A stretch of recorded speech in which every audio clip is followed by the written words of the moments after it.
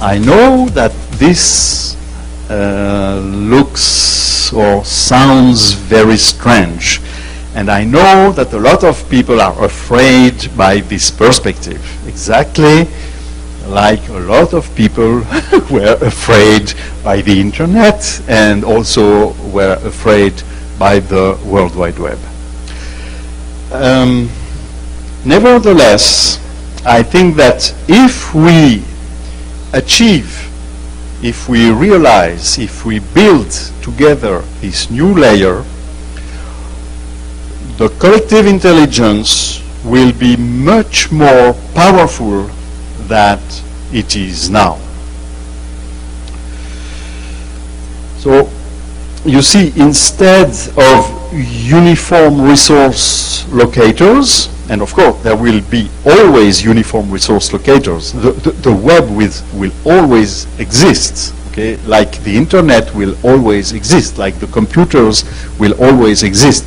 I am speaking about a new layer, not something that is replacing something else, something that is adding to what currently exists. So this new layer, in this new layer, the addresses are called uniform semantic locators, as on the web they are called uniform resource locators. Okay. The semantic locators, because what I am addressing here are the concepts. It seems almost impossible. But if we were able to address precisely any new concept that we create, and if we are able to make, for example, the union of two different concepts, and if we are able to do the intersection of two different concepts, and if we are able to measure the semantic distance between different concepts, and if we create a kind of geometry that describe constellations of concepts, if we are able to generate automatically semantic circuits where we can inject a kind of semantic current that mimics or simulates the collective intelligence, you see that we can create a kind of, it's not a global brain, it's more a global mind, okay? The global brain already exists because the brain is something that is material. So we already have the material. What we are lacking is the unifying symbolic system. But it will not be like a natural language. It will be much more powerful than the natural language. Like a kind of mathematics, but not a mathematics that describe arithmetical or geometrical operations. A mathematics that describe semantic operation, the operations of the mind.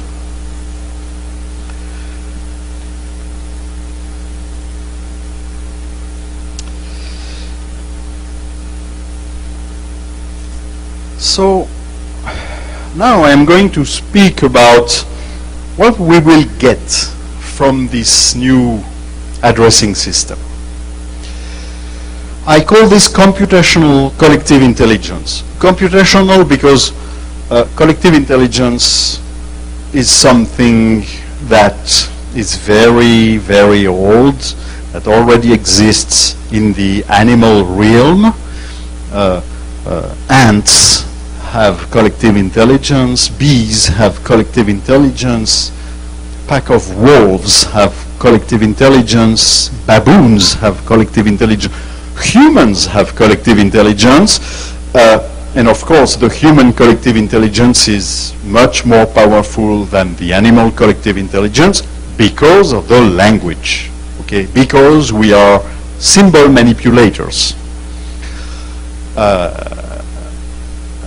And I prefer symbol manipulation than language, even if it's the same thing, in fact. But language can, maybe you can interpret it like it's just linguistic. But symbol manipulation extends the power of the human mind to the music, to the art, to the, I don't know, to philosophy, law, religion, and so on. Okay, it's the symbolic world created by the humankind. So this is the collective intelligence. It already exists. The goal is to augment this human collective intelligence by the use of the digital medium, by the careful and thoughtful use of the digital medium. So, first I'm going to speak about the bottom of the slide. Our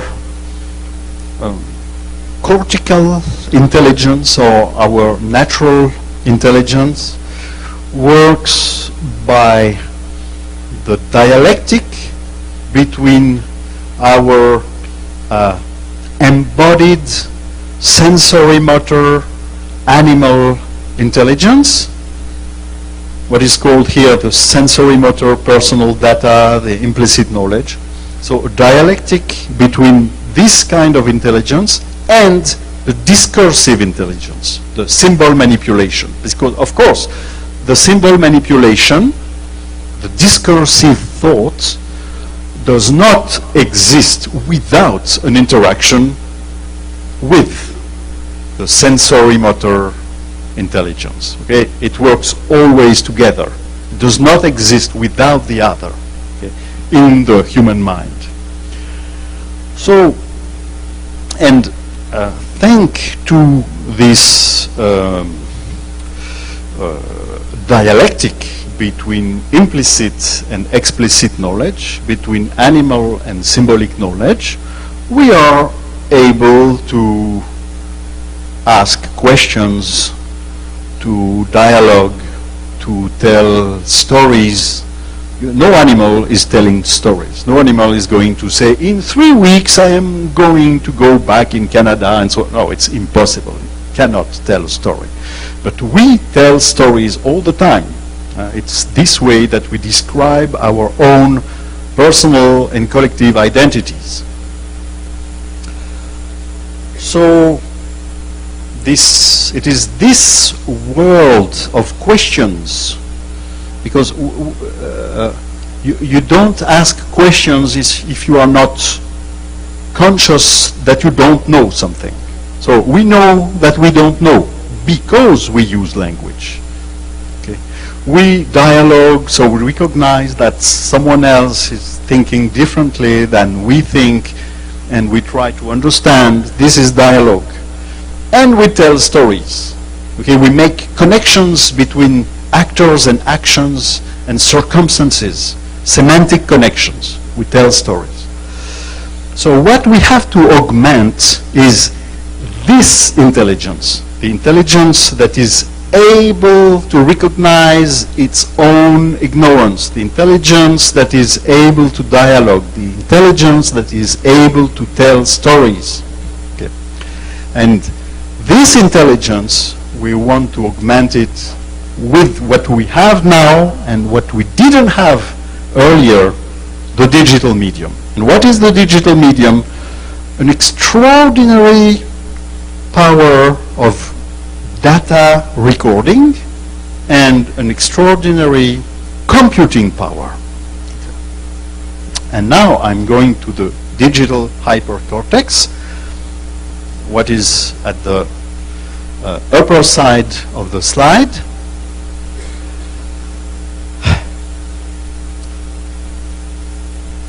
What is on the web can be compared to the sensory motor opaque data. Okay, it is a hypertext but it is an opaque hypertext because the addresses of the documents have nothing to do with their meaning. That's why it's like a telephone number. Okay, it's like a geolocalization. It's not something that gives the meaning to the data. Our general way to address multimedia data in the semantic space is to use natural language. But natural language is not computable, so it cannot be used at the level of the digital medium. That's why what I see as the next step is a meta-language or a symbolic system that is fully computable and will be fit for the startup of a dialectic between implicit and explicit, a dialectic of collective intelligence at the level of the digital medium, fit for the organization of an interoperability of collective intelligence games. And this way, all the different collective intelligence games will be able to share functions, algorithms, data, metadata.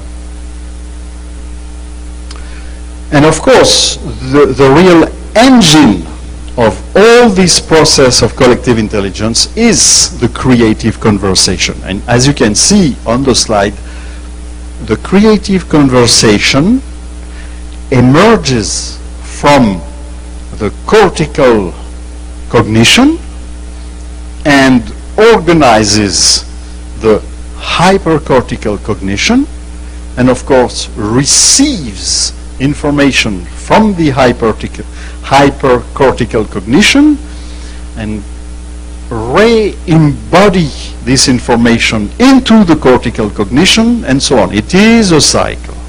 Okay?